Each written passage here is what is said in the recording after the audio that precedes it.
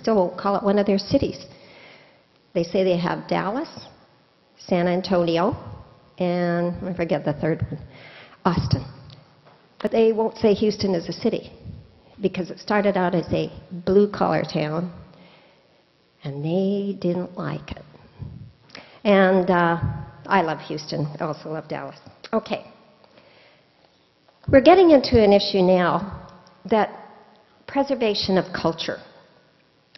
And preservation of culture is critical to you, to your continuity, to your ongoing historic progress, but it is a component of what you will do. You cannot be single issue in today's world. We're in a global economy. We cannot be isolationists. We cannot build a wall around the island and say, I'm here, everybody else stay out. That happens in every community, every single community. And it's particularly unfortunate in an island economy where you all the more need the diversification of what people bring with them when they come from other areas, particularly your young people who have gone off island and come back with new skills, new experiences, and know so much about the global economy and what is happening out there. Beyond the blue, there is a lot changing. You can't just read about it because you are part of it. We all are part of it.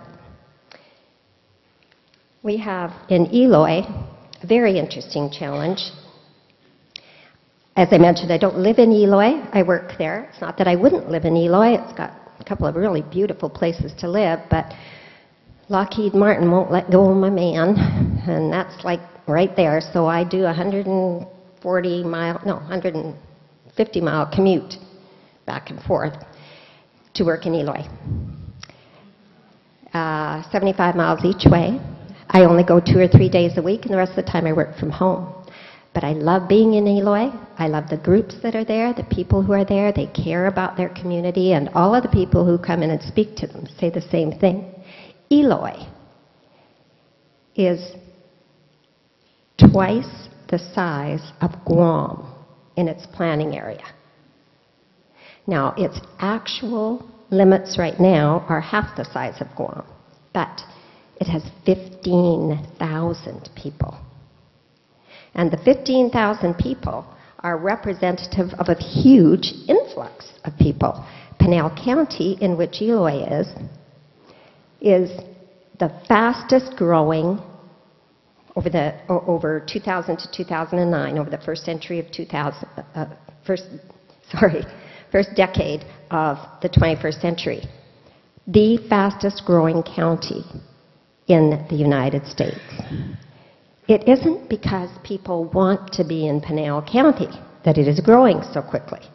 It isn't because of that Eloy was 10 years ago about a few hundred, 2,000 people, and is now actually closer to 20 with the new census.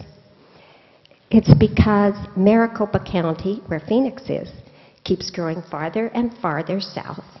And Pima County, where Tucson is, keeps coming closer and closer from the south. And there is Pinal County. Now talk about not feeling as though you have control of your destiny. That's a real interesting situation. The big guys are simply encroaching on us. That's not the way they view it. They view it as an opportunity. And at a time when the budget crunch is so terrible in Arizona and a lot of people are letting go of their staff at the public level, their economic developers included, Eloy started up an economic development group. It's 70-30 private to public funded. That's pretty good. 70% private, only 30% public. They care. They want their community to do well. They know it's going to grow. They know those two big guys at the south end and the north end are going to take them over. So they decided, we want it to grow the way we have in mind. And that's what Guam wants to do too.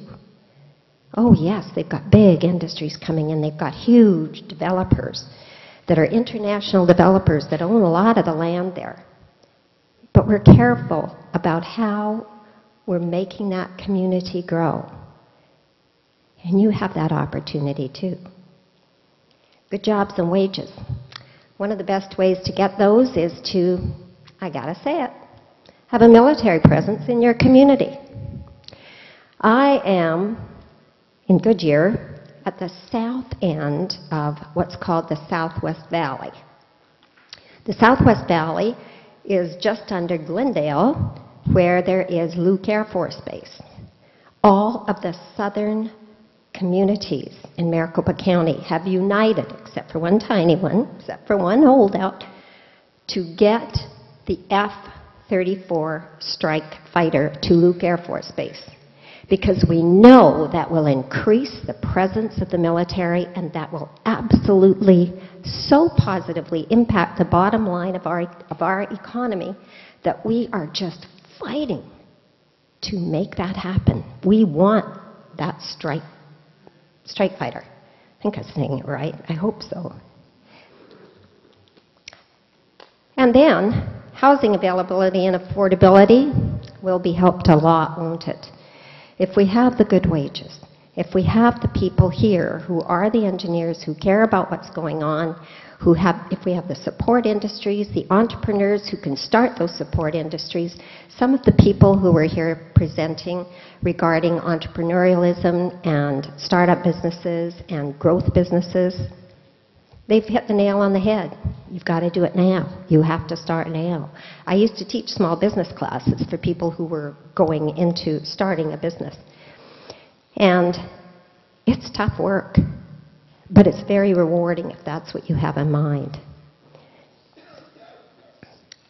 Okay, so we have what we have, what we need, and what we want. So what we have to do now is, our next slide, figure out how we make that happen. We need to educate and develop our talent.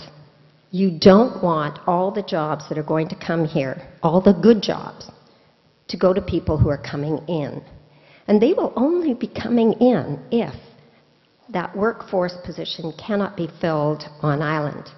Everyone will prefer to use somebody who lives here. Don't ever think that isn't true. No matter how big the company, they want to use local labor. There are a lot of advantages to them in that. But if they can't have that local labor supplied with the skills that they need, they have to go off island. They have no choice. So develop your talent. You have it. Use it. And at the same time, you want to attract that educated workforce. As I mentioned, people who have gone off island to get educated, people who have gone off island just to see the world and bring back their experiences. You want them back here. And if you have the jobs, they'll come back, because everybody loves to come home. Everybody loves to come home, even to the yucky places. Of course they want to come home here. It's a beautiful area. Public-private partnerships are critical. And sitting here, I have met a gentleman named Jim Atkinson, I believe. He is with, help me, Kugach. I'm having a tough time with that one. I actually wrote it down and didn't bring it with me. But they are partnering with a group, and that group is educating children on the island in their culture. They have a normal school experience, and they're all the way from preschool to high school. They educate them in the normal channels, but they also educate them in their culture. And Humai, gee, I'm really not good at all. Hurrao is the name of that organization. They are receiving partnership help from Jim's corporation.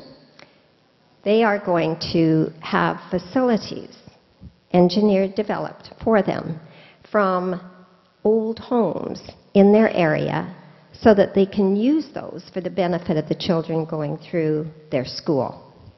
And after having seen the beautiful celebration last night at Fiesta, I know there's a lot of